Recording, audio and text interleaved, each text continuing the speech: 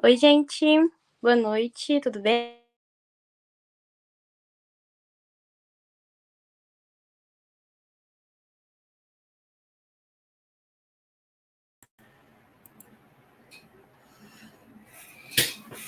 Oi, gente, boa noite, tudo bem? Boa Seja noite. bem-vindo a mais uma palestra do GES.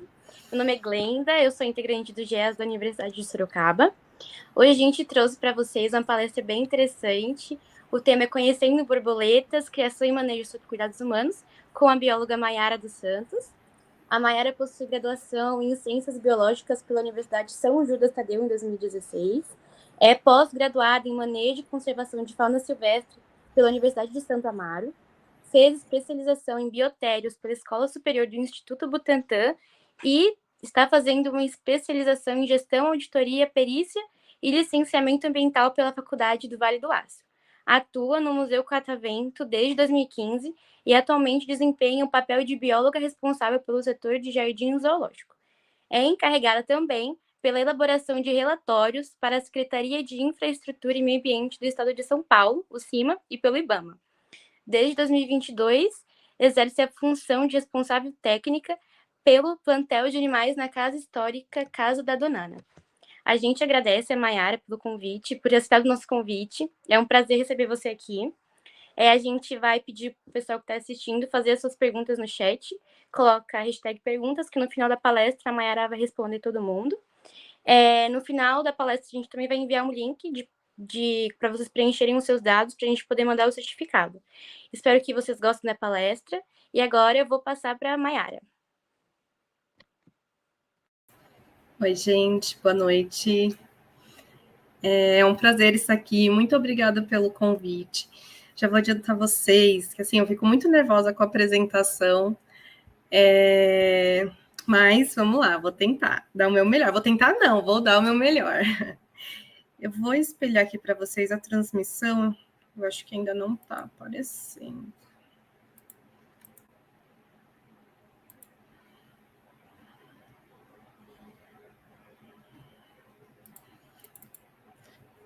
Vocês sabem me falar se está aparecendo?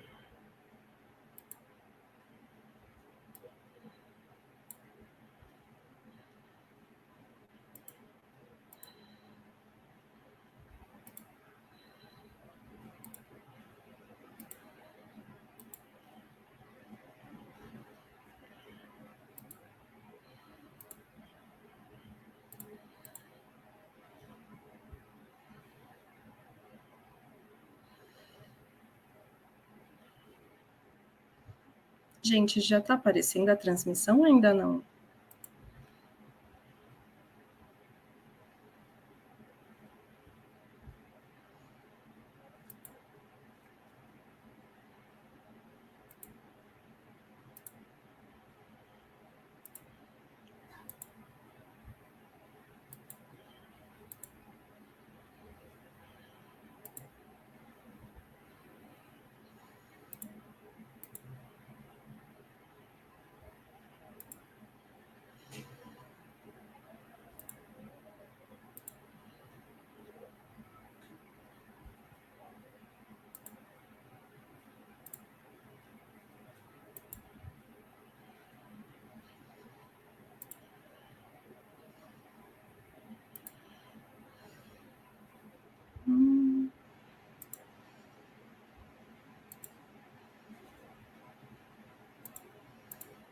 Agora foi, certo? Tá bom, então vamos lá, vamos começar. Então, vou falar um pouquinho para vocês, introduzir um pouco sobre as borboletas e depois mostrar um pouquinho do nosso trabalho no museu, o trabalho que eu já realizo há um bom tempo.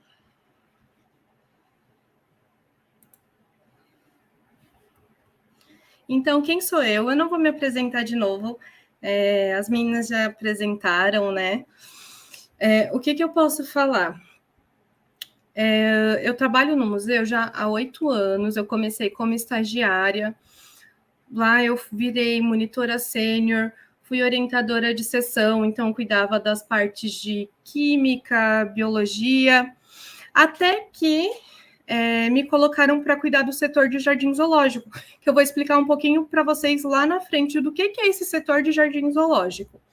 Então, hoje, eu sou RT, então eu tenho anotação de responsabilidade técnica sobre o jardim zoológico.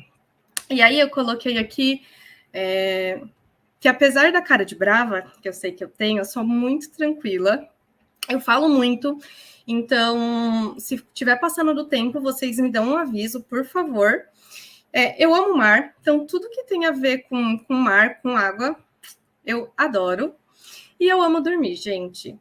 E, por último, e não menos importante, eu sou dorameira. Tá? Bom, agora vamos ao que interessa. Que é um pouquinho da introdução das borboletas. Então, não tem como a gente falar das borboletas sem falar do grupo onde ela se insere. Então, a gente fala dos lepidópteros, né? Os lepidópteros está dentro da classe dos insetos. Então, a palavra lepidóptero vem do grego lépido, que é escamas, e ptera, que é asas. Então, quer dizer asas com escamas. E vocês vão... Aqui tem uma fotinho. Vocês vão ver lá da frente que eu vou falar um pouquinho melhor sobre as asas das borboletas. Mas é por isso que essa ordem tem esse nome, Lepidoptera. E ela é a segunda maior ordem dos insetos, né? Ela representa 16% de todo esse grupo, que é um grupo mega diverso. Quem está na lista, né? Quem está em primeiro lugar são os coleópteras, né? Que é o grupo dos besouros e das joaninhas, que é um grupo também super diverso. Bom, e estima-se que tenha mais de 150 mil espécies de lepidópteros pelo mundo. Tem lugar que fala que é 160, 170. Então, o pessoal costuma já falar que varia de 150 a 180 mil. Tem muitas espécies que ainda não foram descritas. Então, como é um grupo muito grande, sempre tem novas descrições, tá? Então, é um grupo que ele precisa ser atualizado o tempo todo. Só que vocês vão ver que desse número de 150, 160 mil espécies de lepidópteras, apenas 18 mil são borboletas. Então, o grupo de borboletas ele é muito restrito comparado com o de mariposas, porque acho que eu não falei, mas nesse grupo estão mariposas e borboletas. Então, a maioria dos animais são mariposas, apesar de a gente não ver tanto. E vocês vão ver o porquê a gente não vê tanto mariposa comparado com borboleta. E o legal é que aqui no Brasil existe cerca de 3.500, 4.000 espécies de borboletas. Então, aqui é um dos lugares que também tem mais espécies de borboleta. E aqui eu coloquei um pouquinho das 6 famílias de borboletas. Então, elas são aqui a Papilionide, Pieride, Ninfalide, Riodinide, Licenide e Hesperide. Gente, não tem características marcantes de cada um. Quando vocês forem ver, falar uma é do grupo das marrons, outra é do grupo das coloridas, não tem isso. Vocês vão perceber que igual, aqui cada uma representa uma família, mas no geral elas se parecem, elas não têm uma característica super marcante, sabe, para distinguir a família. E aí, eu falei para vocês que tem aí cerca de 18 mil espécies de borboletas, elas são divididas, né, elas são classificadas, na verdade, como família, subfamília, tribo, gênero e espécie. Então, até chegar em espécie, você tem que ir classificando bastante, tá? Então, não é fácil para a gente identificar uma borboleta. Recentemente, a gente passou por isso lá no museu.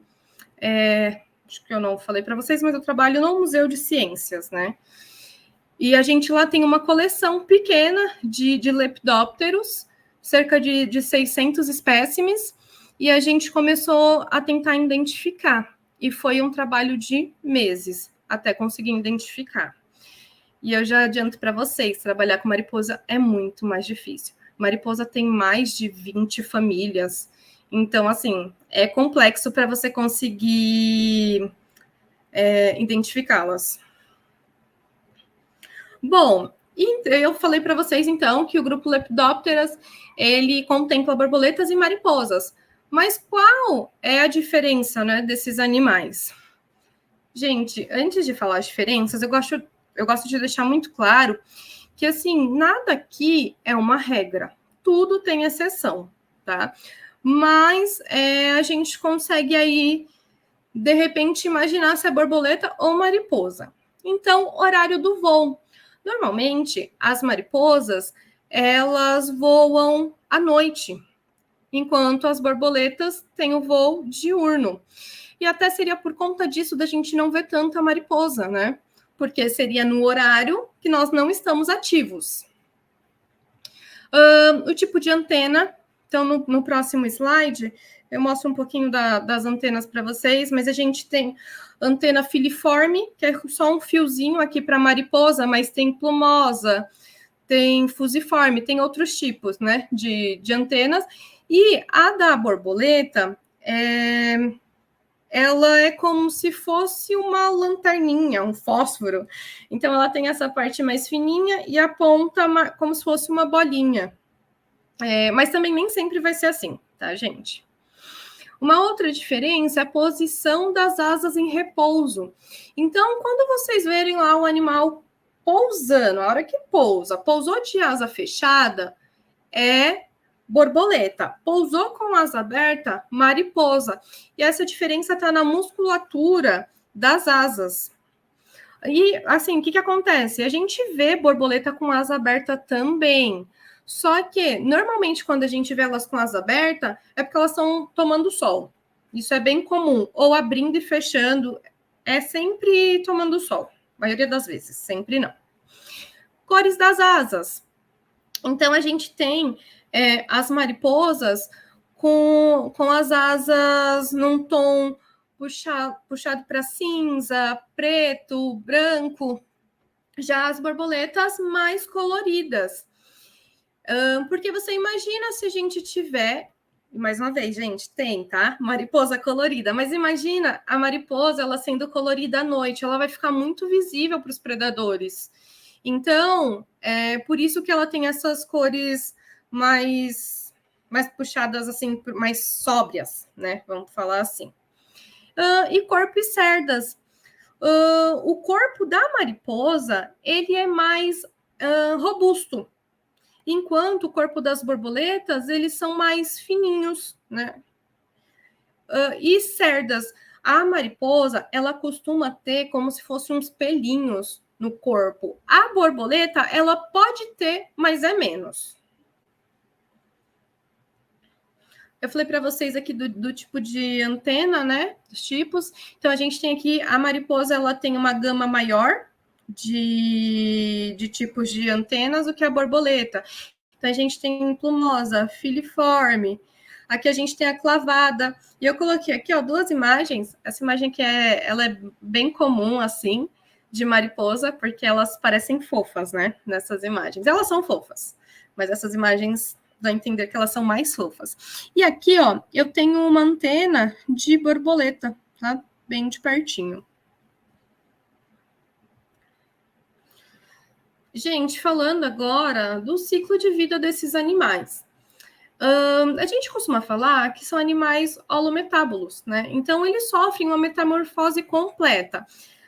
A borboleta em si, ela já é vista como um animal da metamorfose, né? Da metamorfose ambulante. O pessoal sempre assimila, né? Borboleta e metamorfose. E por que isso? Ela passa pelo estágio de ovo, pelo estágio de lagarta, pelo estágio de pupa e pelo estágio de ímago. Pode ser que eu esteja falando algumas palavras que vocês não são acostumados a ver, mas eu vou explicar lá na frente. Por quê? Tá bom? Bom, falando um pouquinho do estágio de ovo. Então, assim, os ovos, eles são muito diversos, tá? E na maioria das vezes a gente confunde ovos de borboleta, com de joaninha. Assim, os ovos, você só consegue ter a certeza do que é aquele ovo quando ele nasce. A gente costuma brincar assim, que não dá para saber. Tanto é que lá no nosso proprietário, acaba entrando muitos outros animais que não sejam borboletas, porque a gente tem uns vãos na estrutura. E aí a gente sempre pega o ovo para ver o que vai nascer. Um outro ovo a gente já identifica, mas tem outros que não. A gente já cuidou de ovo da borboleta olho de coruja, que é que eu vou mostrar para vocês, achando que era da borboleta e quando nasceu não era. Então, assim, para você saber mesmo, você teria que olhar num microscópio, sabe? É, sim, bem complicado. Obviamente, a gente que está lá no borboletário, a gente já tem uma noção dos ovos das espécies que a gente cria, né? Mas ainda assim, às vezes, acaba confundindo. Então, a borboleta, ela coloca os ovos nas plantas hospedeiras. E cada espécie de borboleta, ela pode ter uma, como ela pode ter várias plantas hospedeiras. Então, vocês vão ver, a olho de coruja, por exemplo, ela se alimenta de umas 4 famílias de planta. Já eu tenho a borboleta Metona temisto, que é a borboleta do manacá, ela se alimenta somente do manacá de cheiro. É uma única planta. Então, tem essas variações, assim. E a borboleta, ela pode colocar os ovos tanto nas folhas quanto nas gavinhas. Isso também vai depender da espécie. Cada espécie já tem, assim, a predileção da onde colocar os ovos, tá? Então, acho que falei para vocês que... Eu falei para vocês que o tamanho muda, o formato muda, às vezes é mais achatado, às vezes é mais compridinho. E eles podem ser colocados, né? A borboleta ela pode ovopositar tanto em grupo quanto solitários. Então, aqui, ó, tem uma borboleta que ela colocou em um grupão, assim, e eu tenho uma borboleta que ela colocou unitário.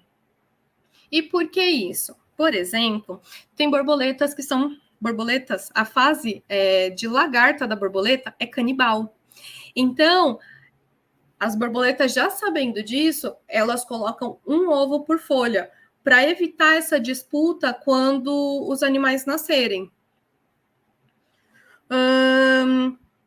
E aí, então, ó, aqui eu até coloquei uma foto de uma gavinha. Isso aqui é uma gavinha de maracujá e tem vários ovos. Vocês já devem ter visto, porque assim é muito comum, maracujá comidinho. Tem 2 borboletas que amam maracujá, que é a Graulis, que é a pingo de prata, e a Driasiúlia. E, gente, elas são pragas, assim, porque elas comem tudo. E imagina, ó, elas colocam vários ovos por gavinha. Então, quando as lagartas eclodem, elas acabam com tudo. Gente, falando de lagarta agora. A lagarta, ela é uma fase que o pessoal tem um certo receio, assim, né? A gente brinca que é um animal que o pessoal endemoniza muito, né? Ai, a lagarta é feio, mas a borboleta é fofa. E a gente não tem borboleta se não tiver lagarta, né? Então, o que acontece? As lagartas, elas, na verdade, são larvas, tá? Mas são larvas no formato eruciforme, que são larvas nesse formato de lagarta, tá? E aí, as lagartas, elas também são muito diversas. Muito, assim, várias cores. E uma coisa que é legal vocês entenderem, porque às vezes a gente vê uma lagarta amarela, a borboleta vai ser amarela. Não. A cor da lagarta não está relacionada com a cor da borboleta, tá? Com a cor do animal no final. Então, não dá para a gente saber só olhando assim. E as lagartas, elas também podem ser gregárias ou solitárias, pelos mesmos motivos que eu falei para vocês dos ovos, né? Normalmente, quando a borboleta ela coloca os ovos em grupo, as lagartas elas tendem a ser gregárias. Quando coloca solitário, tende a ser solitário, mas isso também não é regra, tá? Às vezes as lagartas podem ali se encontrar, colocou ovos solitários. As lagartas se encontram e formam um bando, tá? Isso é comum também. E as lagartas, elas passam de 5 a 6 instares. O que é isso, Mayara? A lagarta, a gente fala que é a fase juvenil da borboleta. Ela é uma fase energética, então ela tem que comer muito. Tanto é que as lagartas, elas são vistas como pragas, né? Muitas são vistas como pragas. E justamente porque elas são vorazes. Elas comem, enquanto você der comida para elas, elas vão comer. É como se não tivesse um senso de saciedade ali. Então, por conta disso, acaba virando praga, né? Principalmente para agricultores. E para ela, conforme ela come, ela precisa crescer. Só que ela tem um exoesqueleto, né? Uma carapaça de quitina, que isso limita o crescimento dela. Então, ela come, aí chega uma hora que ela não consegue mais crescer, o que ela faz? Ela troca esse exoesqueleto e vai para o próximo instar. Então, tá vendo aqui? Isso aqui são os instars de uma mesma lagarta, tá? Ela foi crescendo, e aí esse número pode variar de 5 a 6 instares. E, gente, o tempo que vai ficar como lagarta também eu vou falar disso lá na frente, é muito variável, tá? A gente acaba medindo o instar de uma lagarta pelo tamanho da cápsula cefálica, né? Pela região da cabeça. Porque quando ela trocou o exoesqueleto, a cabeça já fica no tamanho que vai ficar até a próxima troca, o corpo não. O corpo ainda vai ganhando massa conforme ela vai comendo. Aqui tem uma coisa legal, que é esse comportamento dela, né? Esse comportamento coletivo de fazer o mesmo... Ai, meu Deus. É um comportamento em que todas elas fazem a mesma posição. Enfim, agora esqueci a palavra. E isso elas fazem por conta de predadores. Então, quando elas se sentem ameaçadas, todas elas fazem o mesmo movimento para parecer que é um único indivíduo, que elas são um único ser, e afugentar o predador. Tá? Então, isso aqui é um método de defesa. Gente, falando aqui um pouquinho da anatomia das lagartas, a lagarta ela é um inseto. Então, ela tem o corpo dividido em 3 partes: cabeça, tórax e o abdômen. Os insetos, eles também possuem 6 patas. Mas quando vocês olham as lagartas, se você virar ela, parece que ela tem um monte de pata. E aí não é inseto, né? Se a gente olhar, fala, não é inseto. É inseto, sim. O que acontece? Os 3 pares de patas torácicas, que são os 3 primeiros, eles são as pernas, as patas verdadeiras.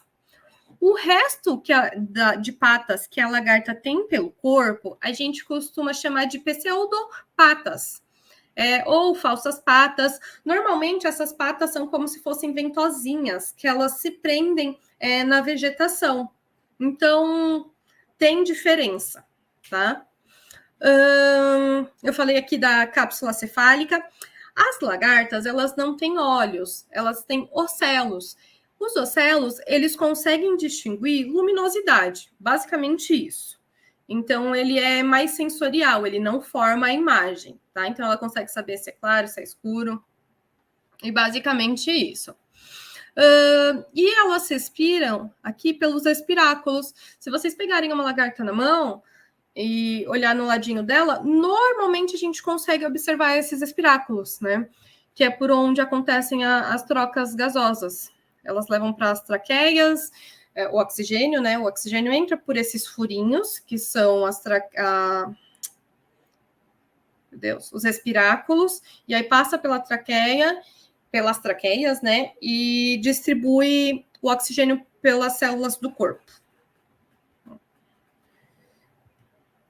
Bom, e vocês já devem ter ouvido falar que lagartas queimam.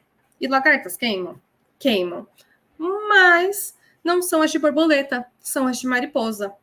Então, aqui eu coloquei como exemplo para vocês a Lonomia obliqua, a Sabine, que a gente chama ela de lagarta tanque, e a Podália, que ela é conhecida como lagarta cachorrinho. E, gente, é muito fofa, né?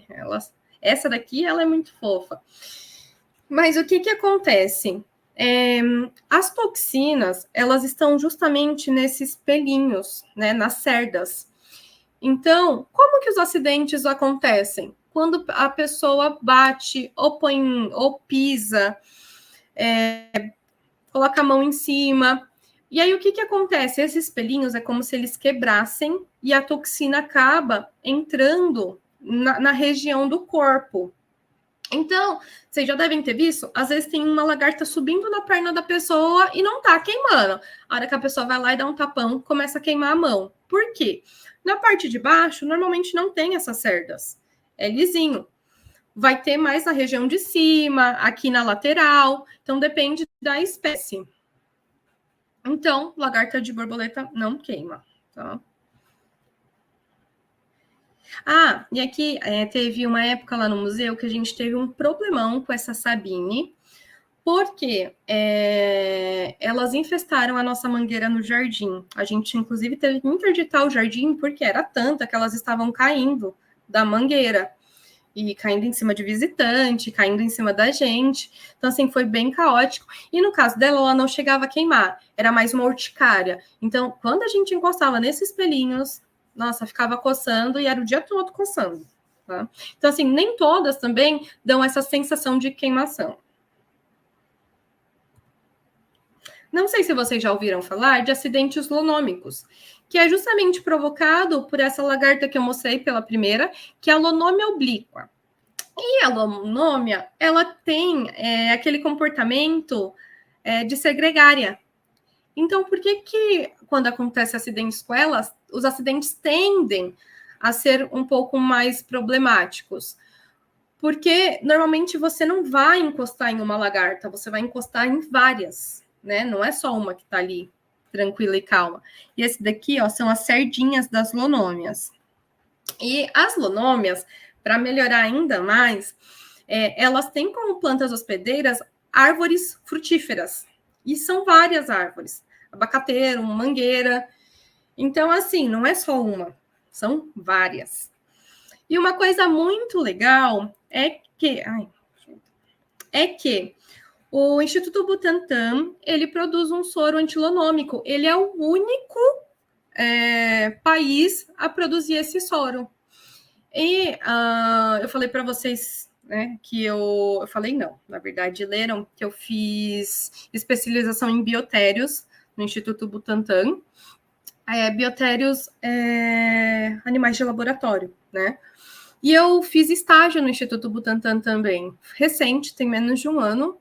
E eu estagiei justamente no laboratório de artrópodes, que era o laboratório que extraía veneno de Loxosceles, que é a aranha marrom, de Foneutra, que é a armadeira, do Titius, que é o...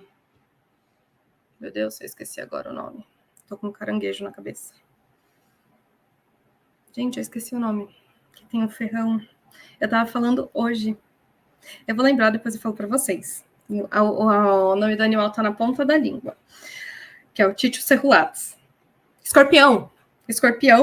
E era o laboratório que também extraía o veneno da Loxosceles, das lonômias. E eu acabei tendo a oportunidade de fazer a extração das cerdas. E, ao contrário desses outros animais que eu falei para vocês, quando eles fazem a extração, eles conseguem voltar o animal para a criação, para depois fazer novas extrações. Com lonômia não acontece. Por quê? Para fazer a extração do veneno da lonômia, você tem que cortar essas cerdas. E se você corta, o animal morre. Então, tinham todo um processo. Eles colocavam o animal para adormecer em gelo seco. E aí, depois, a gente vinha cortando as cerdas. É um processo, sim, interessante. E é isso. E não tem lonômia só no Brasil, tá? A lonômia, ela tem na América Central e América do Sul. Então, vira e mexe, a gente acaba tendo que enviar soro para fora também. E aí, tem alguns sintomas, assim, gente, não é todo mundo que vai ter essas reações, não é todo mundo que vai precisar do soro antilonômico, mas tem gente que complica, da hemorragia,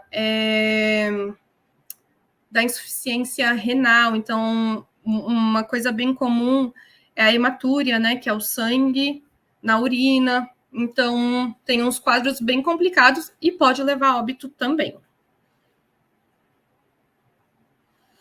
Bom, falando agora das pupas. Gente, a gente conhece pupa como casulo. E eu vou explicar, acho que é no próximo slide, qual é a diferença de pupa e casulo, tá? Assim, essa etapa de pupa, ela é uma etapa bem complexa. Então, e é uma etapa que não tem muitos estudos. Ainda é uma incógnita do que realmente acontece dentro da pupa. Tem gente que acha que a lagarta cria asa, e não é nada disso. Na verdade, a pupa, para fazer a pupa, a lagarta vai para o último instar, né? Na troca, ela não troca pela pele de lagarta.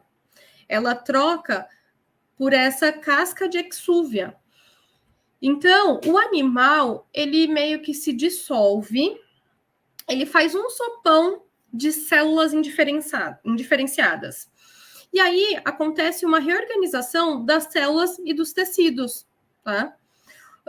Quando a gente olha numa pulpa, a maioria das vezes a gente consegue ver, tem aqui já a formação da parte do rosto, né, da cápsula cefálica, da cabeça, na verdade, e aí a gente vê a espirotromba, que eu vou falar mais para frente, que é como se fosse a língua das borboletas, a gente consegue ver as patas. Então, já fica meio que pré-moldado como vai ser a borboleta, tá? Mas, mais uma vez, não é sempre que a gente consegue ver isso bem nítido. Aqui a gente tem uma pupa dourada, né? Que parece ouro. Tem vários tipos de pupa, gente. Depois vocês procuram. É uma mais interessante que a outra. Essa daqui é da monarca, da Nausplex. Vocês já devem ter ouvido falar.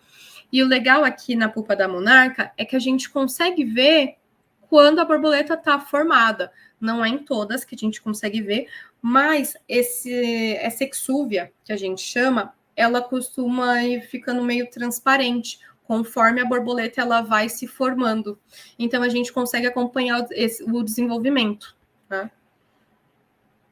E, gente, também, assim, é muito variável o tamanho de pulpa, tá? Assim, a espécie já tem um tamanho, né? Então, por exemplo, a Danaus, as pulpas delas tendem a ser todas do mesmo tamanho, não vai variar muito. Mas, entre as borboletas, a gente tem pulpa enorme e tem pulpa bem pequenininha, né? Bom, e eu falei para vocês, qual que é a diferença de pulpa para casulo? Porque na nossa infância toda, a gente sempre ouviu falar casulo de borboleta, casulo de borboleta. E por que não é casulo? Bom, quem faz o casulo são as lagartas de mariposa. E não são todas, tá? Vai ter lagarta de mariposa que não vai fazer casulo, que vai fazer só a pupa. O casulo, ele é uma estrutura que fica fora da pupa, né? E serve para proteger a pupa. Então, o que normalmente não, o que as lagartas elas fazem? Quando está perto de impupar, aqui, ó, essa daqui ainda tá como lagarta. Nesse caso, ela fez o casulo dela com as cerdas, com os pelinhos dela. Então, ela tirou e fez esse casulo, e lá dentro ela vai fazer a pupa. A gente tem casulo de cerdas, casulo de seda, como é esse aqui, da Bombix. Casulo de graveto, que é muito comum a gente ver, graveto com seda. Tem casulo de fezes. Então, assim, tem vários tipos de casulo, tá? Aqui, então, eu falei para vocês, esse daqui é o bicho da seda. E o que acontece, então? O bicho da seda, ele faz todo esse casulo, demora em torno de 3 dias, e lá dentro, depois, ele faz a pupa. Aqui ele já tá na forma de pupa. Gente, para fazer o tecido verdadeiro de seda, eles precisam matar esses animais. Por quê? A borboleta, no caso, a borboleta não, desculpa, a mariposa ela não pode chegar a nascer, porque se ela nascer, ela vai romper esse casulo e aí não vai dar para fazer a seda. Por quê? Eles colocam em água quente e isso daqui é um único fio. Então, eles conseguem tirar o fio inteiro para fazer o tecido de seda. E aí você tem que matar o bicho, né? Nesse caso. Eu já vi um artigo que fala que eles usam, né, a pupa para fazer ração. Tá?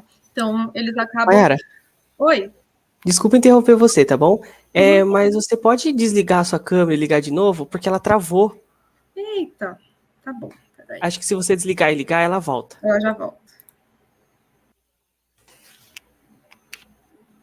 Não voltou, né? Deixa eu ver. Não, agora ela tá preta.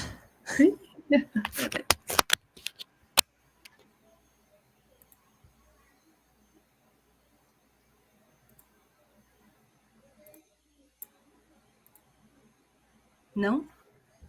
Não, ela tá preta, Mayara. Não, eu tô... Deixa eu ver. Peraí. Só um minuto, tá, gente? Desculpa.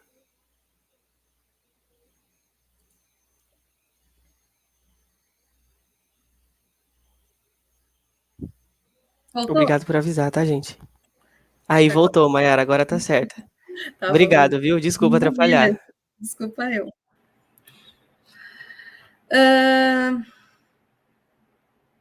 Bom, gente, é isso. Da pupa e do casulo é isso. Então tem uma diferença, tá? Quem faz casulo, mariposas. Borboletas fazem só a pupa. Então a mariposa ela faz o casulo e a pupa, não todas. E serve como uma camada extra de proteção. E é uma bela de uma camada, porque o animal na fase de pupa, ele fica muito exposto, muito vulnerável, né? Qualquer animal pode vir ali e predar. Bom, gente, e a fase de ímago, né? Ímago nada mais é que a fase adulta, ou seja, nesse caso aqui, desse inseto, a fase de borboleta, que é a fase mais popular, né? Então, a gente fala que ela é a fase adulta, é a fase reprodutiva, né?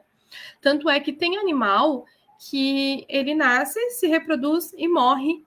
A gente tem espécies de mariposa que não tem nem aparelho bucal. Então, não vai nem se alimentar nesse período. É só para reprodução mesmo. A gente tem muitos animais que eles vivem mais na fase de lagarta do que como borboleta adulta. Isso é bem comum. E a gente tem os mais variados formatos, tamanhos e cores, né? É a fase que todo mundo gosta. A fase que todo mundo... É a fofofauna, né? A lagarta, não. Bom, falando um pouquinho da anatomia das borboletas. Bom, é o que eu falei para você, para vocês, é inseto. Então, a gente tem o abdômen, o tórax e a cabeça. Aqui, ó, dá para ver os espiráculos, tá? E, às vezes, a gente vai pegar uma borboleta e vai contar lá. Ah, mas tem só 4 patas. Cadê as outras 2 patas? Gente, tem certas borboletas que elas têm o primeiro par de patas atrofiado. Então, se vocês pegarem uma borboleta morta, deem uma olhada. Fica bem atrofiadinho aqui no tórax, tá? Bom, e ao contrário das lagartas, as borboletas elas têm os olhos compostos, então elas já formam imagem, né? Diferente das lagartas que são ocelos. E no caso, as antenas delas funcionam como se fosse o nariz, né? Elas acabam sentindo o cheiro dos feromônios por aí. Bom, aqui quando a gente olha para algumas borboletas, a gente fala, nossa, tem só 2 asas, né? Na verdade, não. Elas têm 4 asas, né?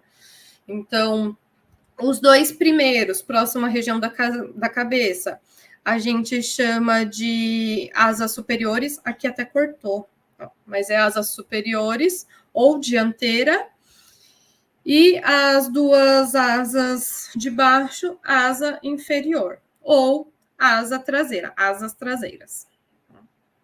E, bom, eu podia falar mais para frente, mas, gente, vocês já perceberam que o padrão de coloração de uma asa nem sempre é o mesmo. Na verdade, na maioria das vezes,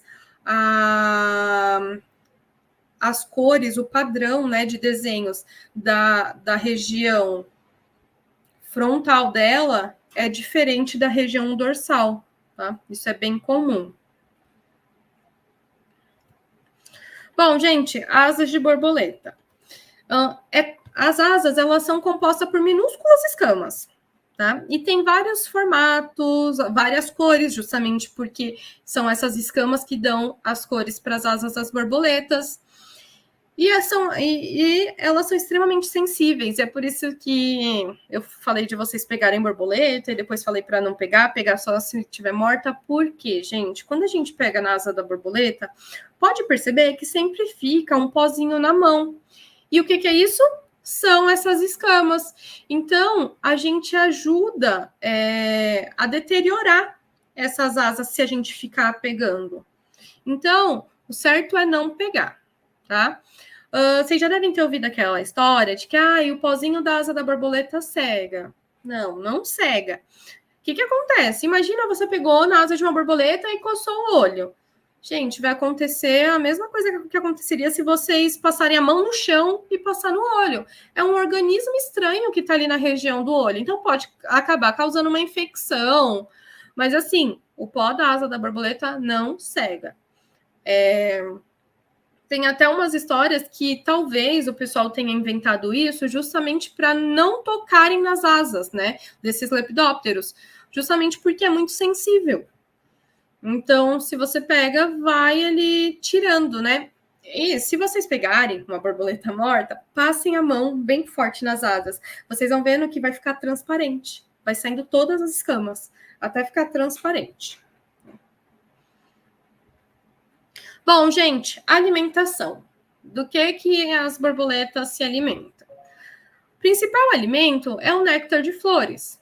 Mas não é só isso não é só disso que elas se alimentam. Tem as borboletas que elas fazem a lacrifagia. O que é isso? Se alimentam de lágrimas. Sim.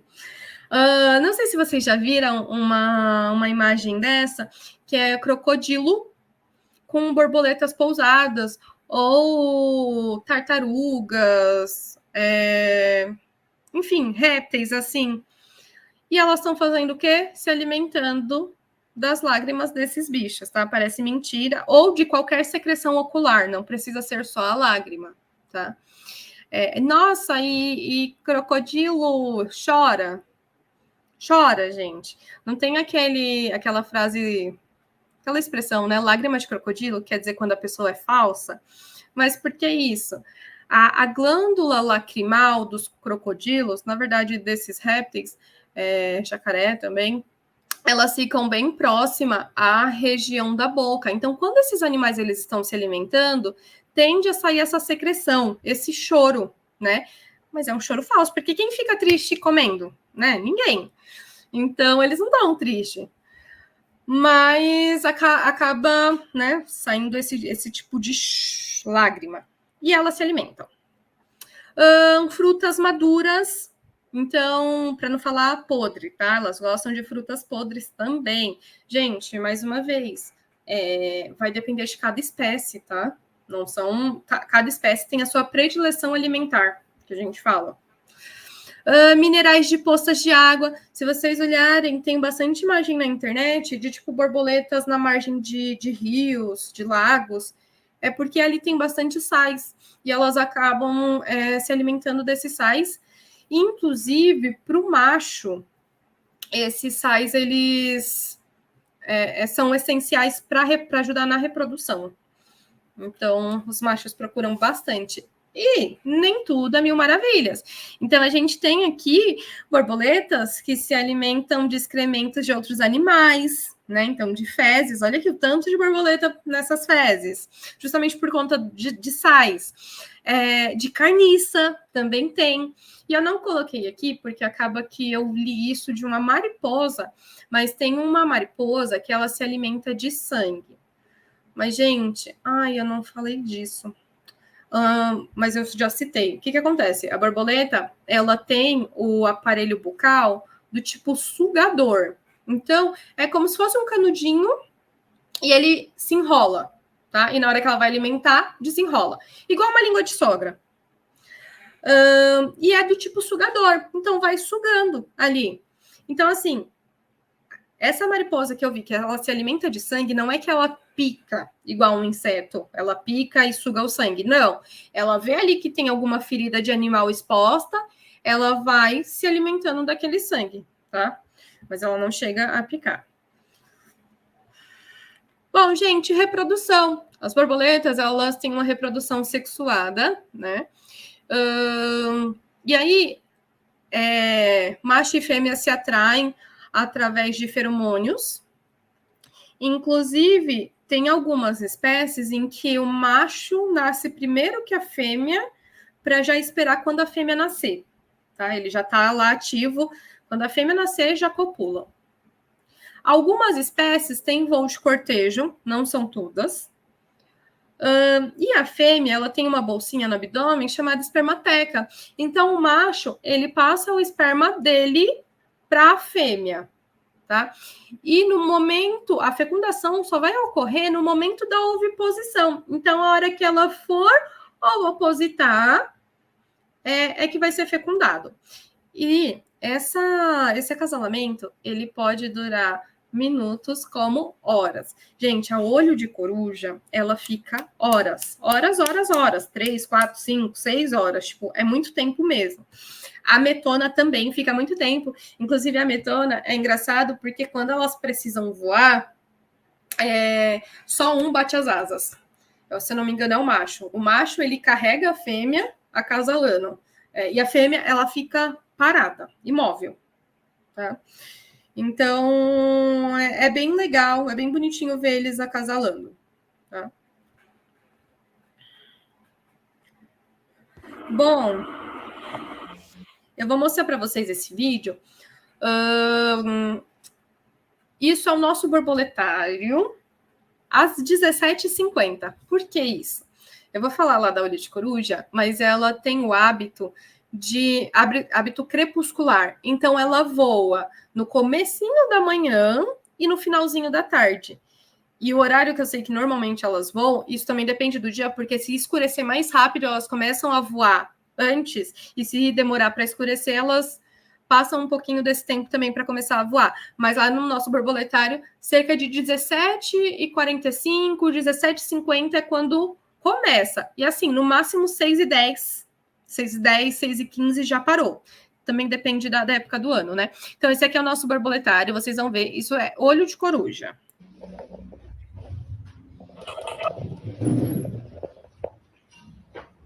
Gente, durante o dia não é assim. Ó, faz até barulhinho, não sei se vai sair o áudio para vocês.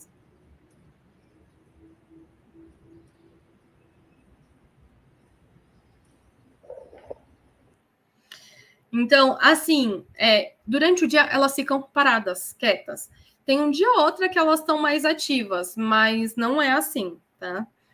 Infelizmente, o nosso público, as nossas escolas, os nossos visitantes externos, eles acabam não tendo oportunidade de ver o borboletário assim. E, na verdade, eu acho ruim que eles não vejam, mas tem muita gente que não ia se sentir confortável, porque até eu que sou acostumada, tem dia que elas voam na cara e elas pousam mesmo. Então, assim, né, eu já estou lá há muito tempo, eu já acostumei, mas você imagina para um visitante, para uma criança, isso acontecer. Então, eu sei que ia assustar bastante, mas eu também queria que quem gostasse tivesse a oportunidade de ver. A gente ainda não fez nenhuma visita, assim, noturna, sabe? Bom, gente, já dei uma introdução sobre as borboletas, eu vou falar um pouquinho, bem rápido, assim, do nosso manejo, né? De como a gente faz as coisas. E eu coloquei aí subtítulo meio provocativo, que é Manejo e Criação sob Cuidados Humanos. E por que a gente tem usado o termo sob cuidados humanos? Porque normalmente a gente fala em cativeiro. Criação de borboleta em cativeiro. Porque isso acaba tendo uma conotação negativa, né? Porque parece que é algo ruim. Parece que a gente está maltratando o animal, quando na verdade não é isso, né? Então, os jardins zoológicos, para vocês já talvez seja até um termo comum, mas lá no museu é um termo novo que eu tenho usado com eles, porque os jardins zoológicos têm usado sob cuidados humanos, né? Para a gente tentar tirar essa visão de que é algo ruim, tá? E uma pergunta: qualquer pessoa pode criar borboletas? A resposta é não. Por quê? Por mais que não pareça, borboletas são animais silvestres. E para a gente poder criá-las, a gente precisa ter algum tipo de autorização do IBAMA e da Secretaria do Meio Ambiente. Então, assim, eu já trabalhei com estagiários que montaram um mini borboletário em casa. Mas não pode. É crime, isso é crime ambiental. Você está pegando um bicho da natureza e aprisionando. Então, é complicado, assim. Não pode. Por mais que pareça, é inofensivo, tem em todo lugar, não pode. Tá? A gente recebe muito pedido, principalmente de escolinhas que trabalham com educação infantil, para doação, para as professoras trabalharem essa questão da metamorfose em sala de aula, mas não pode. O que a gente sempre fala trabalha com jardim de atração. Então, a gente tem até algumas plantas, como a Pentas lanceolata, que é a estrela do Egito, planta estrela do Egito, popularmente conhecida, ela atrai muita borboleta, não só borboleta, como outros insetos também. Então, a gente sempre acaba instruindo os professores a ter um jardim de atração na escola, para tentar acompanhar isso, porque isso não é crime, tá? Você não está aprendendo, o animal veio, visitou ali o seu jardim, ele vai continuar o ciclo ali e você consegue acompanhar. Bom, e lá no museu, então, a gente é classificado como jardim zoológico, né? A gente tem os aquários marinhos, a gente tem o borboletário, o bicho-pau, abelhas, não sei se eu estou esquecendo de mais alguma coisa.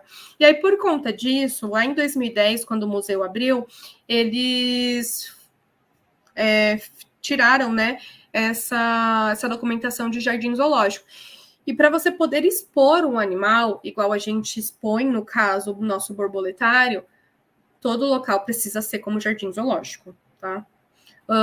Hoje, aqui em São Paulo, saiu, acho que em 2020, com 2021, saiu lá uma resolução, uma lei de que não pode mais abrir no município de São Paulo, não pode mais abrir jardins zoológicos, mas fora do município de São Paulo pode, tá?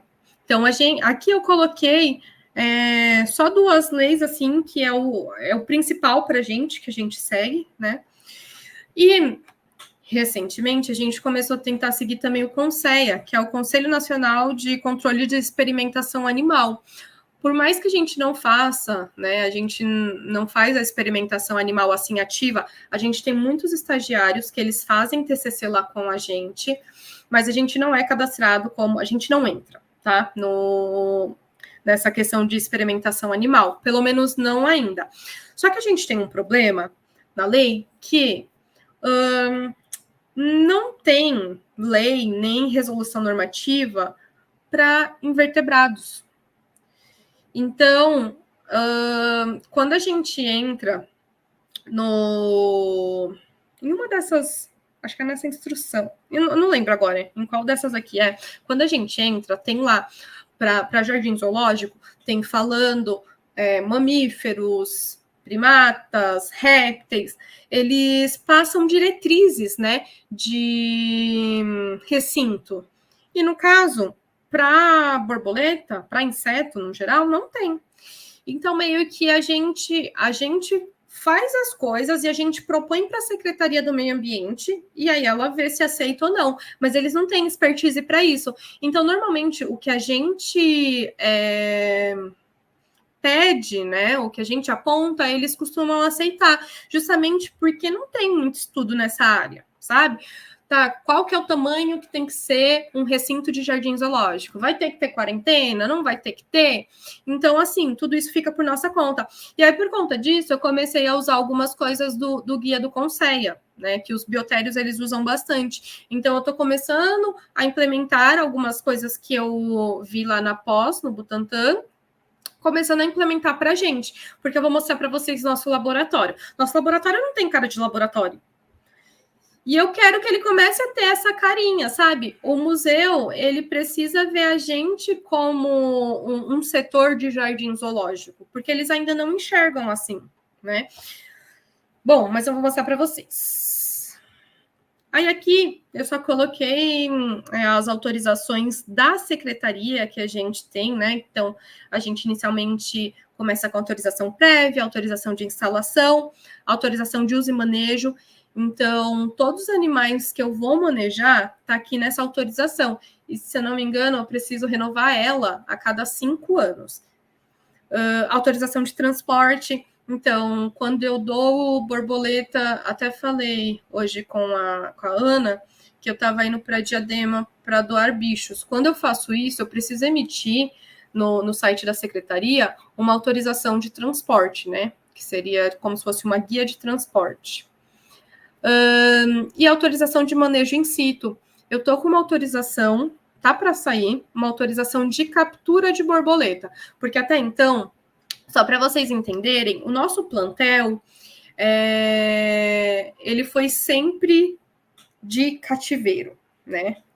Então, a gente pegou de doação de Belém do Pará, Mangal das Garças, que eles têm um borboletário bem grande lá. A gente pegou de doação de Diadema, a gente pegou de doação de um borboletário em Osasco.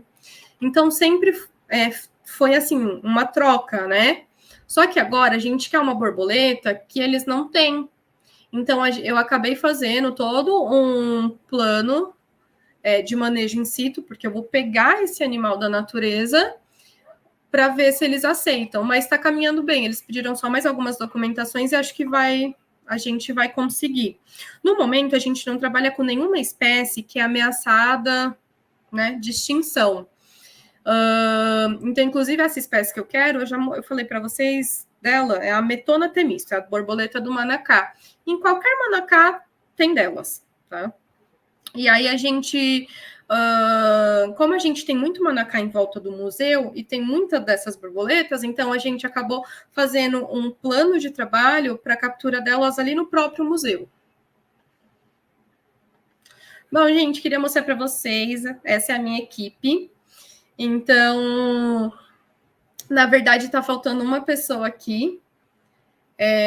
Eu trabalho com 5 monitores, que eles são estagiários de bio, né, que são esses. Eu trabalho com o Caio, que é nosso tratador de animais. O Caio é biólogo. Aí tem eu, que sou a bióloga responsável. Tem o meu chefe. O meu chefe, o que acontece? Eu não fico mais tanto na parte de manejo. Eu estou mais nessa parte burocrática, de lançar dados em sistema, de pedir autorização. O meu chefe, ele fica mais na parte de compras. Então, tudo que eu preciso de compra, solicito para ele e ele compra. E a gente tem uma médica veterinária, Camilinha. A Camilinha é muito legal porque ela era monitora, eu fui estagiária junto com ela, há 8 anos atrás. Ela era monitora, ela era estudante de bio, ela se formou em bio e tem eu vou chutar, acho que uns 3 anos ela se formou em VET. E aí agora ela trabalha com a gente, ela não é CLT lá, então ela é terceirizada, ela vai uma vez por semana. Toda segunda-feira ela vai, ela passa o dia com a gente, aí ela faz tudo que ela tem que fazer, ela olha os aquários, olha as borboletas, olha tudo que tem que olhar. É bem legal, a gente tem um trabalho, e eu e ela, a gente já era amiga, então a gente tem um trabalho bem de parceria, assim, bem bacana. E eu também não coloquei aqui, mas a gente trabalha com uma equipe terceirizada também de aquarismo, porque eles cuidam dos aquários, não são a gente. E a gente também tem um jardineiro. Eu vou mostrar para vocês, em volta do borboletário, tem um jardim de atração. Então, o Sassá, que é o Sadraque, ele trabalha No museu, a gente tem 3 ou 4 jardineiros, mas o Sassá, em específico, ele trabalha com a gente só. Então, ele trabalha no jardim de fora e trabalha no jardim dentro do borboletário. Acabei não colocando eles aqui. Bom, e finalmente o nosso borboletário. Não sei se alguém já veio. Ele é nesse formato geodésico. Ele tem mais de 10 metros de altura por 6 ou 7 de largura. Gente, ele é muito lindo, né? E não é porque eu trabalho lá, mas ele é muito bonito. Ele só não é funcional. Mas ele é muito bonito. E por que ele não é funcional? Deixa eu já apontar para vocês os problemas. A gente já teve problema com rasgo de tela.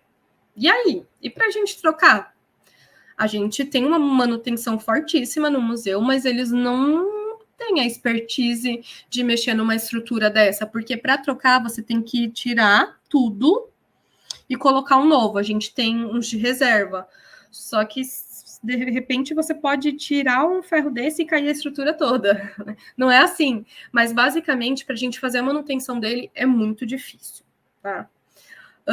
E aí, aqui para vocês verem onde ele é localizado. Ele é localizado no jardim interno do museu. Tá? Então, por fora, ó, a gente tem todo um jardim de atração. E aí aqui a gente tem colmeias de abelha também. Inicialmente... e o borboletário ele foi inaugurado em 2016. Então, 2015, na verdade. Ano que vem vai fazer 10 anos. Quando ele foi montado, aqui era tudo grama. Então, o pessoal fazia piquenique, o pessoal passava um dia, assim, em volta do borboletário. Eu gosto muito dele hoje, mas eu também gostava muito dele antigamente. E aí o borboletário, ele tem 2 portas. Uma desse lado e uma outra igual no outro lado. E é aquela dupla porta, né? Justamente para evitar a fuga de animais.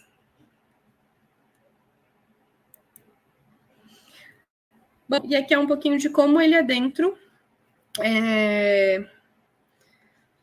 A gente tem bastante planta. Essas que estão em vasinhos, normalmente são as plantas hospedeiras, que a gente deixa mais baixo para a gente conseguir ter controle. A gente tem um berçário, né? Então, é onde ficam as pupas. Hoje nem é mais esse berçário. Esse berçário aqui, a gente fala que ele parecia um bolo de festa. A gente acabou trocando ele. Vocês vão ver como é o atual. Então, no meio do borboletário tem essa fonte. É uma fonte aqui, mas... Na verdade, fonte não, desculpa, um poço. Ele é fechado, tá? A gente tem aspersores aqui em volta também, porque a umidade é algo muito forte num borboletário. Principalmente o nosso, que não é climatizado, né? Porque se fosse climatizado, maravilha. Mas borboletas são muito sensíveis. Então, elas não gostam de tempo extremamente seco. Elas gostam de tempo úmido. E a gente está no centro de São Paulo. Então, para a gente tentar manter isso, é bem difícil. Então, a gente rega, a gente liga aspersor, a gente faz como dá, né? Mas, mesmo assim, não é sempre que a gente consegue atingir. Na verdade, a maioria das vezes, a gente não consegue atingir o que é ideal para elas, tá? Mas a gente tenta e elas já se adaptaram ao nosso ambiente. Porque, afinal, são quase 10 anos, né, vivendo lá. Então, elas já acostumaram. Tá? Aqui, ó, então é a dupla porta. E aí, a gente tem que pensar em lugar de abrigo. Então, a gente tem vários arbustos, assim, que é justamente para abrigo. Tem uns que não servem nem para alimentação, mas serve para abrigo, que é algo que elas procuram bastante. E aqui é a nossa casa de criação. Gente, de casa de criação não tem nada, na verdade é uma sala. Esse nome acabou pegando, porque o pessoal lá do Borboletário de Diadema, o deles é uma casinha. E acabou passando pra gente, casa de criação, nós colocamos casa de criação. Mas na verdade é uma sala de 17 metros quadrados, ela é bem pequenininha, e na verdade ela antes era metade disso. Então, nosso projeto inicial tinha uma parede aqui no meio. Depois que a gente pediu a expansão. Então, a gente já trabalhou num lugar muito menor. Então, aqui é o mesmo esquema, tá? De uma dupla porta para evitar a fuga. Aqui, desse ladinho, né, antes de entrar, de fato, no laboratório, ficam jalecos. Então, eles se paramentam e entram. E aqui, então, a gente vai ter várias gaiolas, porque a gente também cria bicho-pau. Então, o bicho-pau também está aqui dentro, por enquanto. E aí, gente, aqui dentro, a gente já consegue climatizar. Climatizar não é o certo, mas a gente tem controle de temperatura e umidade. A gente tem 2 ar-condicionados portáteis. Então, e lá já é naturalmente muito úmido. Então, a gente não tem problema com umidade, mas com temperatura. Por quê? O ideal para a criação de insetos, assim, no geral, porque a gente sabe que cada inseto vai ter a sua faixa ótima, né, de desenvolvimento, mas é entre 27 e 32, 33 graus. Só que, assim, é muito quente para os estagiários ficarem lá. Então, hoje, a gente tem trabalhado numa faixa de 23 a 25 graus e os animais têm ficado numa boa. Então, a gente está trabalhando com essa temperatura lá. E, assim, lá é sempre muito úmido. Então, a gente, como eu falei, a gente não tem tanto problema com isso. A gente tem uns higrômetros espalhados para a gente ir durante o dia acompanhando a temperatura. E aqui, ó, eu vou mostrar para vocês, mas a gente faz criação em gaiolas e em potes. Então, essa estante aqui é uma estante cheia de potes. Tá? Os ar-condicionados, eles ficam bem no meio. A gente tem ar-condicionado, tem frigobar, porque a gente coloca alimentação lá dentro.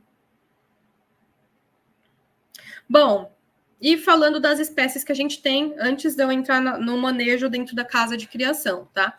A gente tem só 2 espécies, que é a Siamonushi. Ela é conhecida como praguinha da couve. Então, qualquer plantaçãozinha assim em casa, elas já aparecem, gente, elas acabam com tudo, tá? Por quê? A borboleta, quando ela vai colocar ovos, ela coloca tipo 70, 80 ovos de uma vez. Então, você imagina quando esses bichos eclodem. Eles só saem comendo tudo. Então, aqui é o ovo dela, é um ovo amarelinho bem característico, tá vendo? Ele é bem afiladinho. Aqui são as lagartinhas, aqui é a pupa e aqui é ela. E elas gostam bastante de couve, rúcula, capuchinha, que é o que a gente tem dentro do nosso borboletário. Elas comem bastante. E atualmente, a gente alimenta ela com couves externas. Então, a gente compra couve, manteiga, orgânica, tem que ser orgânica, senão elas derretem, se tiver qualquer resquício de agrotóxico. Então, a gente compra para alimentar. Eu tô hoje com cerca de 2.000 lagartas dela. E a outra espécie que eu tenho é a cálico, né? Que é a olho de coruja, que vocês viram lá no vídeo. A olho de coruja, elas se alimentam de um monte de plantas também, mas elas gostam muito, muito, muito de bananeira. Bananeira, elas comem cana, também a folha da cana. Mas o que elas gostam é de bananeira. Então, a gente tem alguns pés de bananeira dentro do borboletário.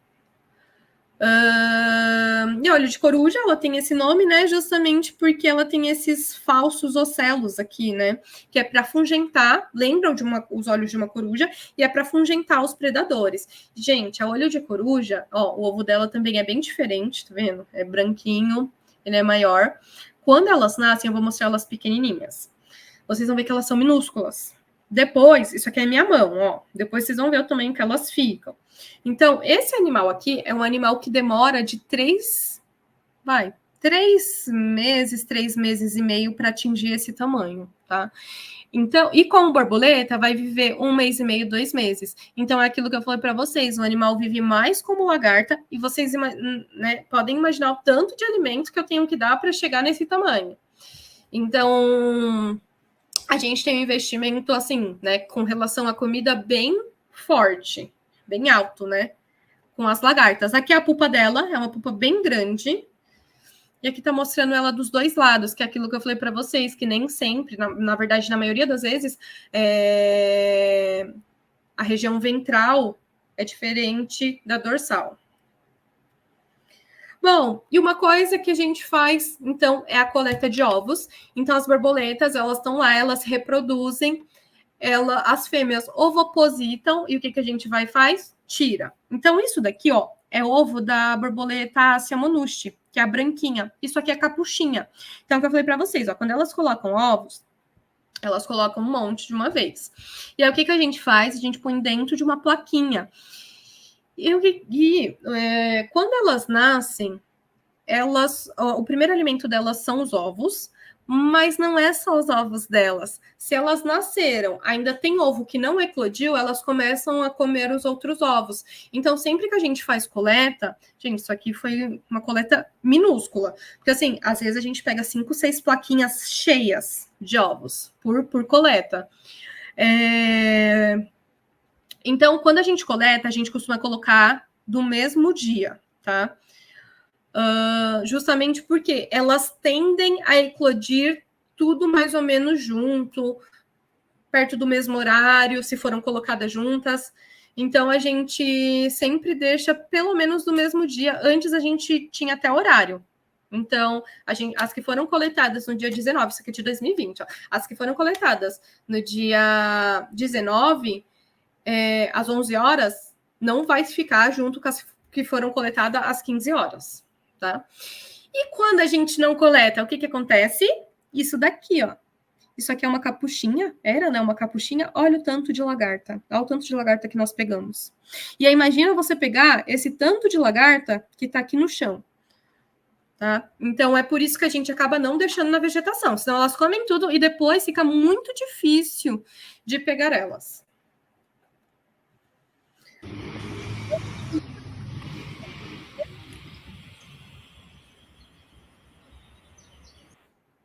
Ó, nesse vídeo, vocês podem ver, tem um monte de borboleta em volta da capuchinha. É justamente elas estão procurando um local para ovopositar.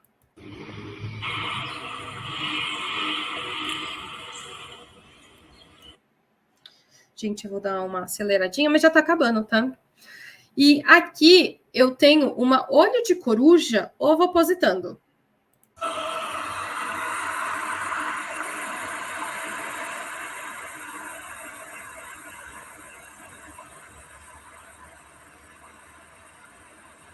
Gente, a olho de coruja, ela coloca, assim, no máximo 10 ovos em uma fileira única.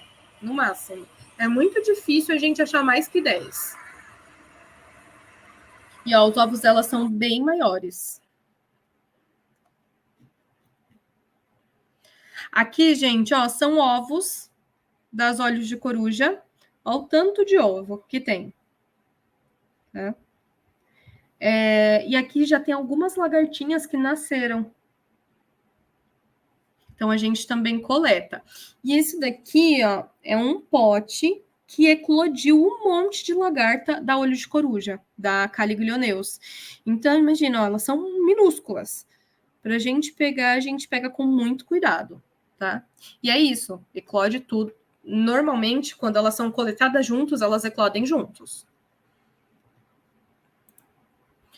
Bom, aqui é a eclosão de lagarta. Isso aqui é da Ásia, quando elas nascem. Fica essa sujeirada aqui, só que o que a gente faz? Elas são muito pequenas, não dá para ficar manipulando. A gente põe uma folha de couve ou de capuchinha aqui para elas comerem. Aí elas sobem para a folha e a gente limpa. A gente fica fazendo isso até elas atingirem um tamanho legal. Depois de uns 4 dias já dá para limpar manipulando elas. Aqui é igual, ó. Nasceu lagarta da olho de coruja, da cáligo. E aí, aonde que a gente armazena, né, essas lagartas? A gente armazena em potes plásticos, a gente armazena nas caixas, e a gente tem esse outro tipo de caixa aqui, que ela é toda furadinha. Então, Acia monusti, que é a branquinha, a gente só cria elas em potes. Agora, como a olho de coruja ela fica muito grande, inicialmente a gente cria elas em potes e depois passa para as caixas. E aqui, ó, elas comeram tudo, gente. Isso marrom é tudo fezes, tá? Isso de um dia para o outro. Não é que ficou uma semana sem limpar. Não, isso aqui é de um dia para o outro. Aqui, ó, mostrando mais um pouquinho. Isso aqui são potes. Aqui é a nossa estante, que eu mostrei já para vocês. Ah, não falei. Hoje, eu tô com mais de 6.000 lagartas da olho de coruja. Então, assim, a gente tá saturado de bicho. Estamos doando para quem tiver autorização e quiser, porque a gente, de fato, não está conseguindo cuidar. Inclusive, tem épocas que a gente precisa descartar ovos. A gente nem deixa chegar a nascer. Tá? Essa aqui são lagartas da borboleta ásia. Então, esse aqui é o tamanho máximo que elas ficam. Elas não crescem muito, tá? Essa daqui, ela demora cerca de 13 dias para empupar, enquanto a olho de coruja, 3 meses. Então, ela tem um ciclo muito rápido. A pupa dela, com menos de 10 dias, nasce. A da olho de coruja demora 20, 25 dias para nascer.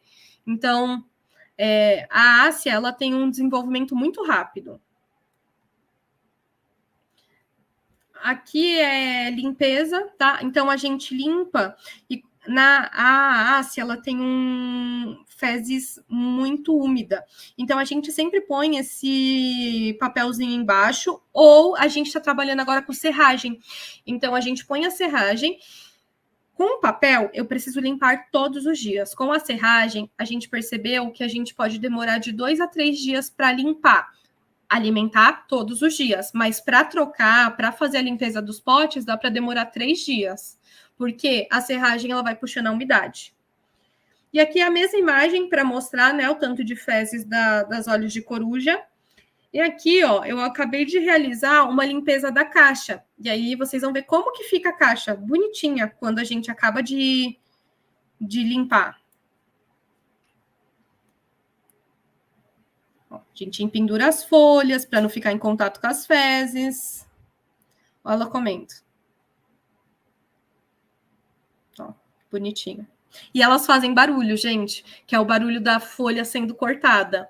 Então, tem hora que você entra na casa de criação e só tá elas comendo. Então, assim, isso aqui é quando a gente limpa, isso daqui é depois. Um dia depois. Gente, separação e colagem de pupas. Quando elas começam a empupar, a gente retira, tá? Então, aqui, ó, são todas as lagartas da olho de coruja. Elas estão na fase de pré-pupa. Nessa fase, o animal, ele não anda mais. Ele já tá começando a se preparar para empupar. Então, a olho de coruja, ela tem como se fosse 2 rabinhos. A gente prende pelo rabinho e deixa aqui, até ela fazer a pupa. E a brancão, ó, aqui é tudo pupa. E aqui a gente tem as lagartinhas, ó, que estão começando a empupar também. Então, a gente tira. Ó, então, colagem de pulpa. Quando elas fazem a pulpa, a gente pega e cola. A gente cola, a gente põe o local de origem. Então, quando é lá do museu, a gente põe catavento e põe a data. Quando eu recebo de fora, eu coloco o nome da instituição. Então, borboletário de Diadema, borboletário de Osasco, eu ponho o nome da instituição. Ó, e elas têm uma variedade de cores bem grandes, tá vendo? Não é tudo a mesma cor. Assim, fica tudo segue o mesmo tom, mas é diferente, tem variação. Ó, elas presinhas aqui. Esse aqui é o nosso pulpário atual. Isso daqui, ó, é tudo pupa para ser colada. Esse daqui é um outro modelo. O que acontece? A gente tem pupa lá embaixo, na casa de criação. Pupa não, pulpário. Na casa de criação e pupa no borboletário. Então, a gente divide. Metade dos animais a gente deixa lá embaixo e metade deixa lá em cima. Quando os da casa de criação nascem, a gente leva para soltar no viveiro, no borboletário. Aqui até tem umas, ó, que nasceram. Aqui. E, gente, às vezes a gente não tem espaço para colocar. Eu tenho vários pulpários. Só que, às vezes, a gente está num boom de animais que a gente tem que se virar. Aqui, ó, eu tenho uma caixa que a gente tinha, que ela era toda telada. E a gente começou a colar pupa nela. Pupa de brancão, ó, da Ásia. Tá vendo? Tudo aqui, ela tava toda em volta dela colada. E aqui foi um varal de pupas que a gente fez, porque não tinha mais onde botar pupa da cáligo, da olho de coruja. Então, você pensa, todos os nossos pulpários estavam cheios. É muito animal para nascer. Aqui, eu tenho uma lagarta empupando. Então, é uma lagarta da olho de coruja, da Caligulioneus. E é isso que ela faz, ó.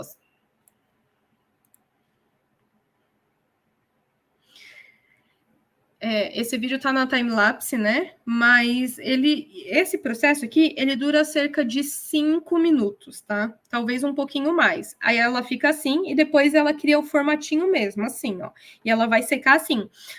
Olha aqui, quando eu estico essa exúvia dela, é o formato da pele da lagarta, todinho. E, gente, aqui eu tenho nascendo a Asia monusti. Ai, peraí. Esse. Então, ela tá nascendo. Também tá em time-lapse. Gente, muito rápido esse processo, tá? Menos de 5 minutos também. Aí, quando nasce, ó, as asas tá toda amassadinha. Depois é que vai criando o formato. E, gente, borboleta não cresce, tá? Então, o tamanho que nasce é o tamanho que vai ficar até morrer. Elas ficam nesse processo de secagem de asa. No calor, cerca de 2, 3 horinhas já secou. Agora, no frio, é o dia todo. Elas não voam, tá? E aqui é a cáligo, ó, nascendo. O corpão da cáligo é bem maior. Ela nasce muito amassada, porque olha o tamanho da asa dela. E, gente, acontece muito das fêmeas estarem na secagem e os machos já vêm para acasalar. A gente às vezes fica com uma dosinha, mas faz parte, né? Então elas estão ainda esperando as asas secar e o macho já gruda para acasalar. E ó, no final fica bem bonitinha as asas. Acontece muito de ter deformidades, tá? É muito comum. Tem geração que não tem força para sair da pupa. Então, a gente tem esses problemas também. Tem geração que cai muito. E aqui é um videozinho de sexagem que eu fiz para mandar para um borboletário lá de Urânia. No caso, essa aqui é a sexagem da Ásia. Eu não vou ter de cáligo para mostrar para vocês, vou ficar devendo. Mas esse aqui é a Ásia. Esse é um machinho.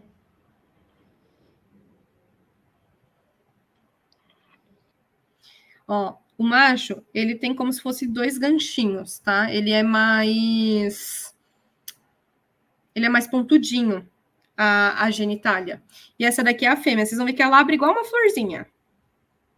Essa é uma fêmea. Ó, ela pulsa. É bem diferente. E vocês estão ouvindo o barulho? Faz um barulhinho também.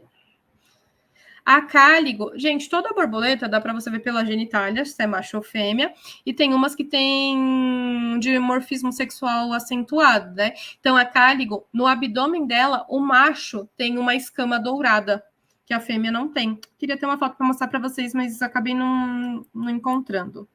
Bom, e aqui é fazendo a soltura. Lembra que eu falei que tem animal que nasce lá embaixo, na casa de criação? Então, a gente põe eles dentro desses potes para fazer a soltura no borboletário.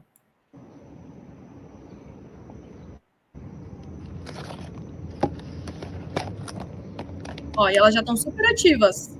Já sai voando. Vocês vão ver no final que tem uma que não... duas que não estão.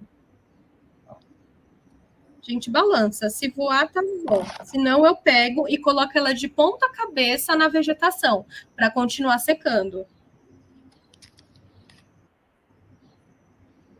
Vendo? E fica lá. No cáligo é a mesma coisa, o mesmo procedimento. Bom, gente, e alimentação? No caso, a Ásia, ela se alimenta do néctar das flores. Mas a cáligo, ela gosta de se alimentar de frutas fermentadas, de fruta podre. Então, a gente já deixa as frutas cortadinhas na geladeira. A gente tem, na verdade, 2 ou 3 frigobares. Então, a gente deixa, né, nos frigo e depois a gente só pega e faz a alimentação. E aqui é para vocês verem. Eu fiz alimentação nova, elas não querem. Elas querem alimentação que já está bem passadinha. E elas gostam de coisa fermentada. Elas gostam de álcool também. Então, isso aqui é um pote de álcool. A gente deixou lá, quando a gente foi ver quem estava se alimentando, uma cáligo. Teve uma época que a gente teve problema com moluscos, com caranguejo, meu Deus, tô caranguejo na cabeça, com molusquinho, caracol. E o caracol, ele gosta, né, de acho que cevada. Enfim, a gente espalhou cervejas, potinhos de cervejas abertos pelo borboletário. Quando a gente foi ver quem que estava se alimentando, as olhos de coruja, a gente teve que tirar. Tá acabando, gente. Aqui é uma se alimentando. Isso aqui, eu não lembro, mas eu desconfio que é álcool, tá? Acho que derrubou álcool e elas ficaram lá se alimentando. Ó a espirotromba, esticada, se alimentando. Não fica lá, tá vendo? Bom, gente, coleta de óbitos. Então, uma coisa que a gente faz muito. Época que o borboletário tá cheio, a gente tem bastante óbitos, né? Então, isso aqui é de olho de coruja, era um balde, mas esse balde a gente recolheu, tipo, durante a semana, sabe? Isso daqui de Ásia. Então, Ásia, a gente tem muito problema com formiga. Então, a gente encontra normalmente bem despedaçado, tá? Às vezes a gente só encontra as asas, nem encontra o corpo. E a gente encontra bastante corpo comido de olho de coruja também. Bom, gente, a gente faz coleta de predadores. Esses aqui são alguns dos predadores que a gente já encontrou dentro do nosso borboletário, tá? A gente tem lacraia lá direto. Isso daqui é o meu terror, que, gente, eu morro de medo de lagartixa. E elas adoram comer as brancões. A olho de coruja, ela não chega nem perto. Agora, da brancão, elas amam comer. E eu tenho pavor.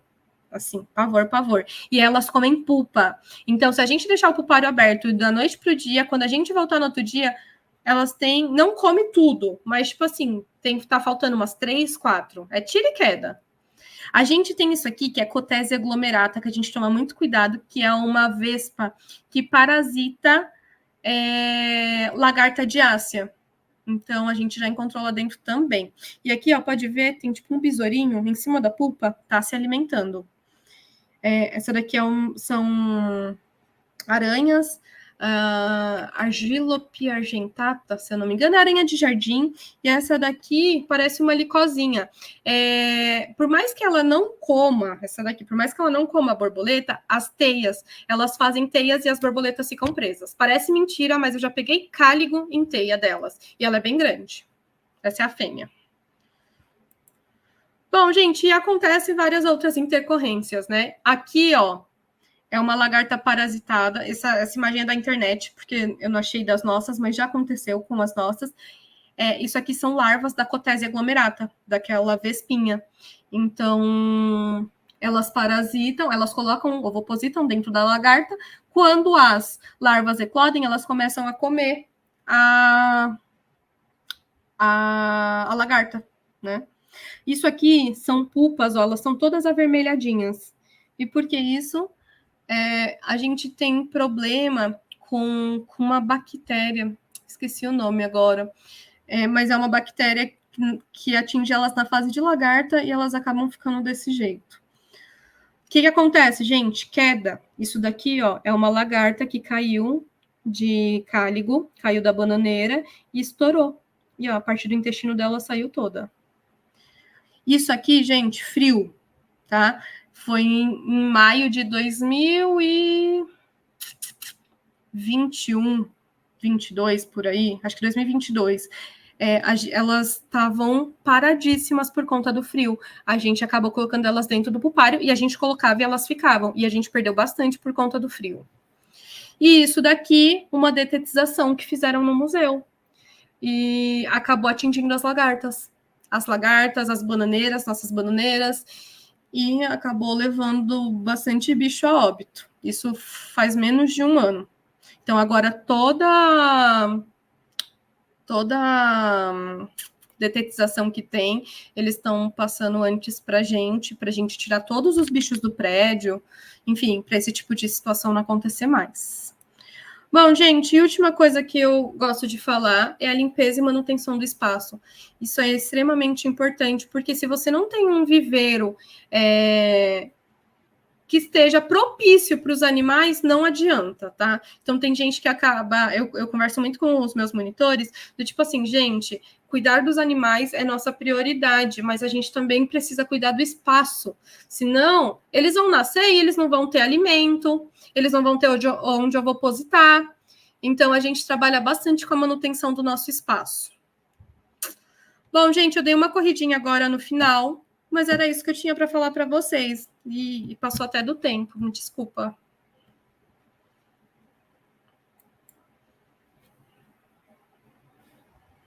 Boa noite, meu nome é Natália, sou do Eventos do GEAS. E, Mayara, a sua câmera, ela travou de novo, então se você puder ligar e desligar de novo. Ai, tá bom. Só. Faz tempo que ela travou? Ah, faz um tempinho, mas aí a gente só deixou a palestra mesmo.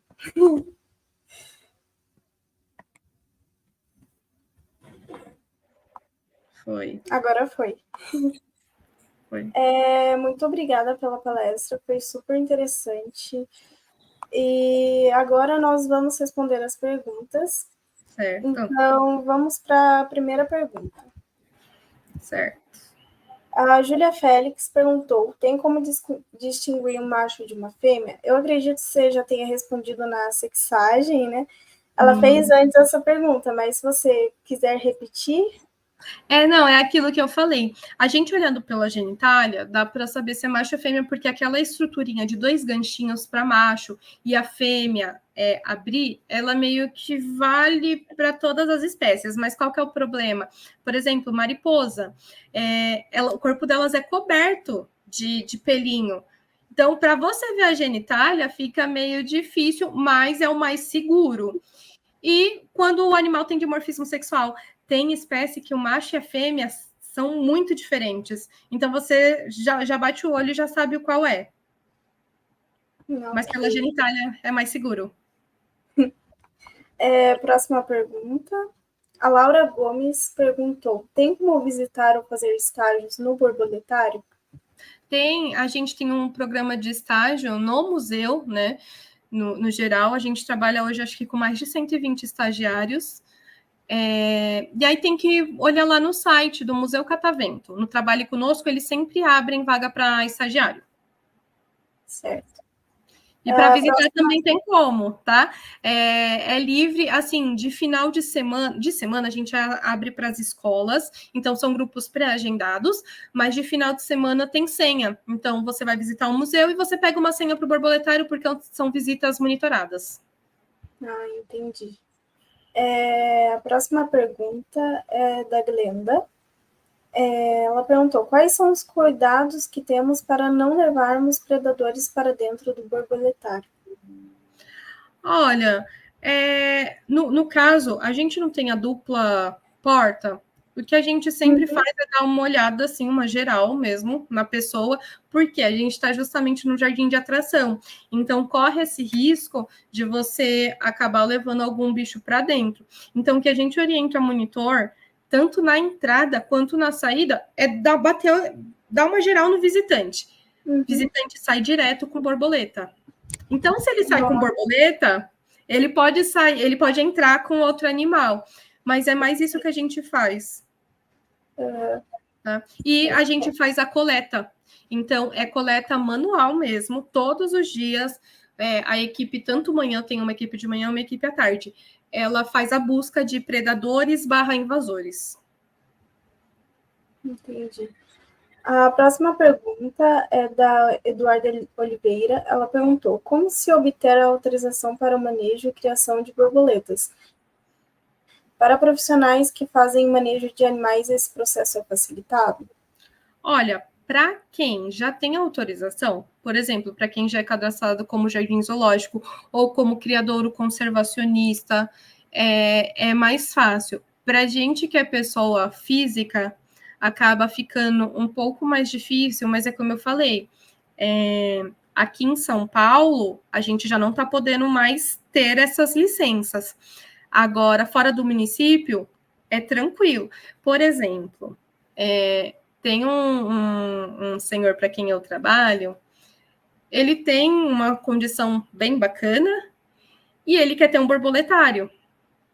Eu tô parada no processo dele na secretaria, porque não vai, entendeu? Porque ele teria que ser como jardim zoológico. Então, a gente está tentando agora entrar como criador conservacionista, mas ele não pode abrir para ninguém. Entendeu? Então, assim, tem saídas? Tem.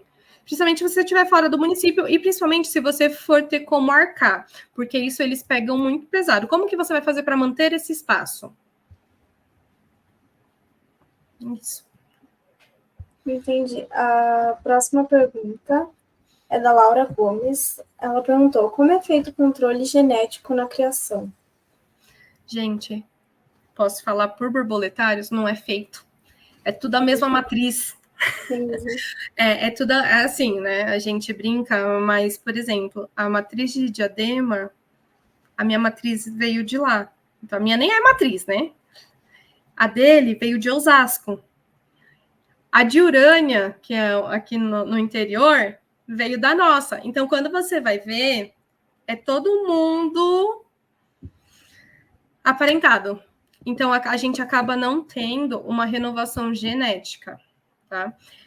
A não ser que você peça nessa autorização que eu falei para vocês de captura, e aí você consegue acabar tendo uma variabilidade genética, porque você está pegando animais de fora, né? Mas, assim, no geral, de borboletários aqui de São Paulo, é todo mundo a mesma matriz. Não tem isso. Entendi. A próxima pergunta é da Ana Laura. Vocês enviam borboletas para outras instituições? Se sim, como é feito o transporte? A gente envia. A gente gosta de enviar na fase de pupa ou na fase de ovo, porque assim evita o sofrimento do animal, né?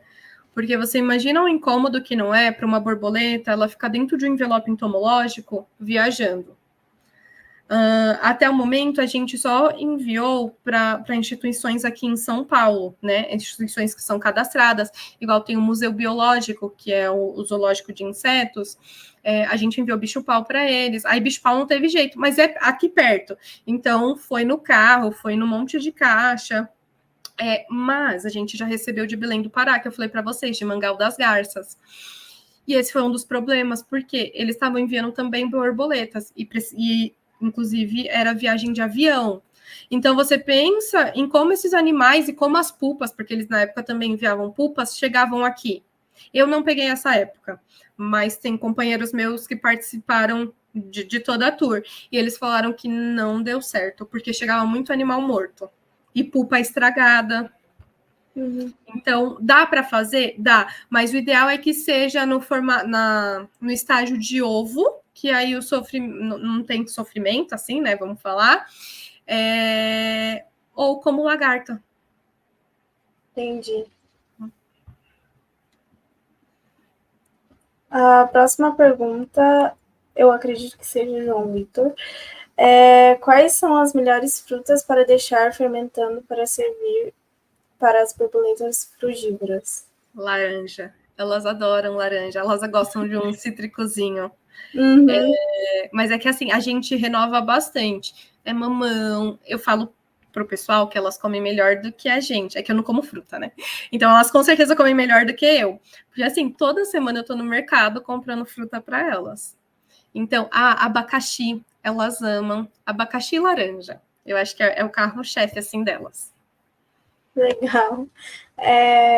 A próxima pergunta é da Eduarda. Borboletas são muito sensíveis a temperaturas? Como fazer esse controle? Então, o nosso grande desafio lá no nosso borboletário é a questão de não ser climatizado, porque no mundo ideal, se fosse climatizado, a gente conseguiria controlar isso. Então, hoje, foi o que eu mostrei agora no final para vocês, na época de frio, que a gente teve que colocar elas dentro dos pupários. Eu não mostrei, mas teve uma outra imagem que eu levei para casa de criação. Elas estavam tão ruins e não estavam voando, porque o metabolismo abaixa, que eu levei elas para dentro da casa de criação. Mas a gente perdeu muito. Nesse último frio agora, que teve aqui, não sei aí para vocês, mas aqui ficou muito frio, tem umas 3 semanas, a gente não sentiu muito isso. Então, acho que elas conseguiram se manter bem e a gente está com bastante vegetação.